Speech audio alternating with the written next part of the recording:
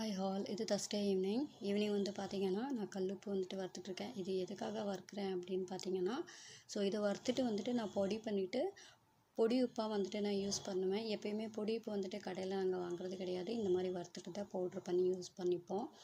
So மறுநாள் ஃப்ரைடேங்கிறதுனால kitchen நல்லா cleaning முடிச்சுட்டு, ஸோ ஆஃப்டர் ஒரு டின்னர் எல்லாம் முடிச்சுட்டு தான் வீடெல்லாம் பெருக்கி தொடச்சி விடலான்னு இருக்கேன்.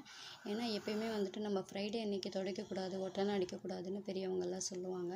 ஸோ அதனால தான் நான் வந்து பண்ண மாட்டேன். கூடவே வந்து பார்த்திங்கன்னா டிஃபனுக்கு மாவு ஆயிடுச்சு. அதையுமே வந்து பார்த்திங்கன்னா மாவு அரைச்சிட்ருந்தேன்.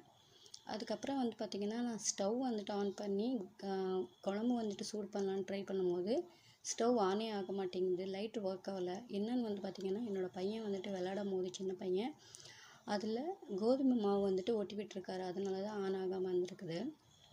என்னோடய சின்ன பையன் வந்து பார்த்திங்கன்னா அவங்க அப்பாவுக்கு வந்துட்டு ஃப்ரூட்ஸ் வந்துட்டு என்ன அழகாக ஊட்டிகிட்ருக்காங்க பாருங்கள்.